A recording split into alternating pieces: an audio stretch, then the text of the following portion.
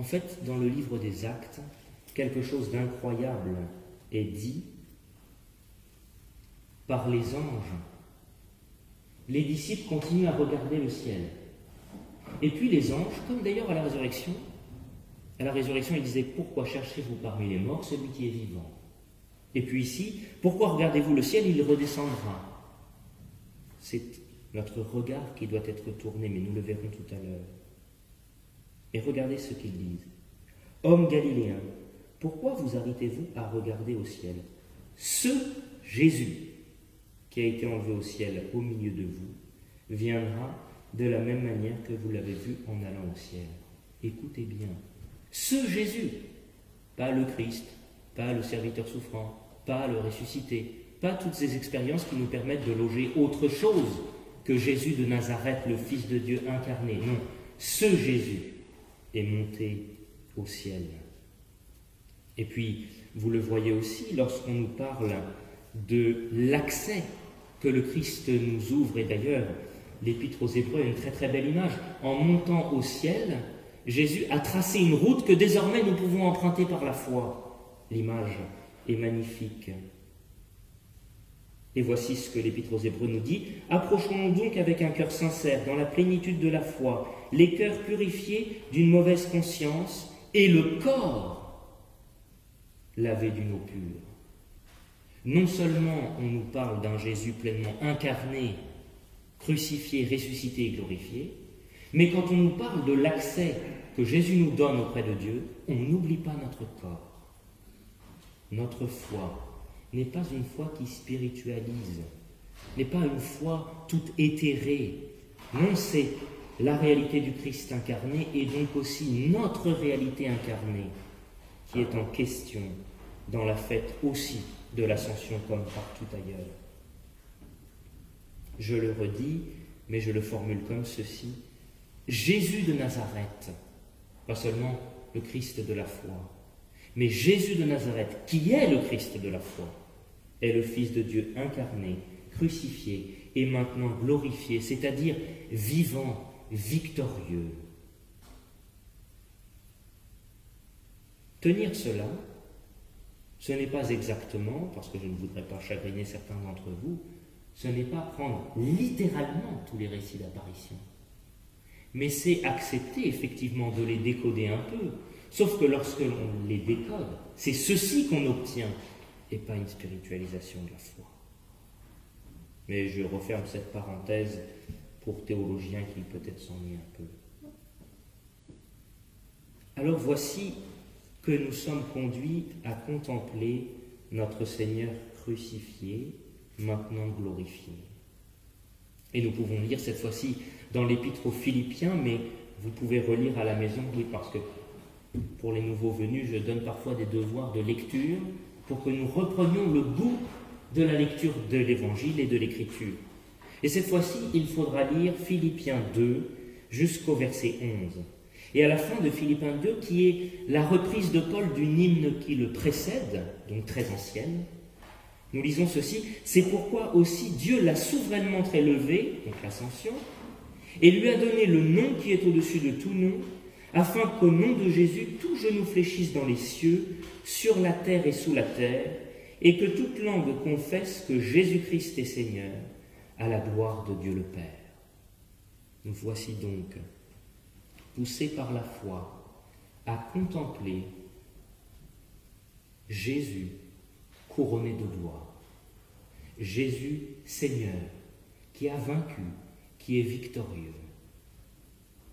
Et donc, il faut tout de suite bien insister sur le fait que c'est bien ce Jésus-là, et non pas l'idée que Jésus a représentée et qui lui survit. Parce que c'est le fait que ce soit ce Jésus-là qui soit exalté, qui nous permet de lire ces textes sans être effrayé, sans craindre devant une seigneurie céleste qui met tout à ses pieds. Nous pouvons lire ces versets en étant gonflés d'espérance. Là où d'autres prêchent la transcendance et la seigneurie de Dieu jusqu'à faire peur, jusqu'à prêcher une obéissance servile à l'ascension, parce que c'est Jésus de Nazareth qui est exalté. Nous pouvons confesser la seigneurie de Jésus sur toute chose, sur tout l'univers, sans être écrasé par la peur. Parce que celui qui est exalté, c'est ce Jésus-là. Sous-entendu, ce Jésus avec lequel vous avez cheminé, ce Jésus qui vous a prêché l'amour de Dieu, ce Jésus qui vous a guéri, ce Jésus qui vous a relevé, ce Jésus qui s'est fait pour vous Emmanuel, Dieu avec vous, Dieu pour vous. C'est ce Jésus-là qui est dans les cieux et qui règne. De sorte que c'est un règne d'amour, de miséricorde, de grâce, de pardon, de guérison qui s'inscrit maintenant au travers de l'Église dans l'histoire des hommes. Oui, ce n'est pas le Jésus du tympan des cathédrales que nous voyons à l'Ascension. Ce Jésus juge, même si juge il sera. Mais à l'Ascension, on nous dit, et l'Épître aux Hébreux nous l'a rappelé, que Jésus est monté à la droite du Père pour intercéder pour nous, pour tracer une route que nous pouvons employer. L'Ascension, on pourrait dire, c'est Jésus qui continue de nous porter avec lui. Il a porté sur la croix nos péchés. À l'Ascension, il continue de nous porter et de nous emmener avec lui. De sorte que fêter l'Ascension, c'est peut-être effectivement accepter la conversion à laquelle les anges invitent les disciples. Non pas regarder au ciel en se disant quand est-ce que Dieu enverra à nouveau une présence palpable, quand est-ce que Jésus reviendra à nouveau, mais tout en étant certain du retour du Christ, savoir que dès à présent, il marche avec nous. De sorte que nous n'avons pas, pour trouver sa présence, besoin de regarder au ciel, mais nous pouvons le découvrir dans notre baptême, auquel l'Épître aux Hébreux fait allusion, nos corps lavés, dans la Sainte Seine aussi, dans la prédication de la parole, dans la communion fraternelle et dans la joie que nous recevons.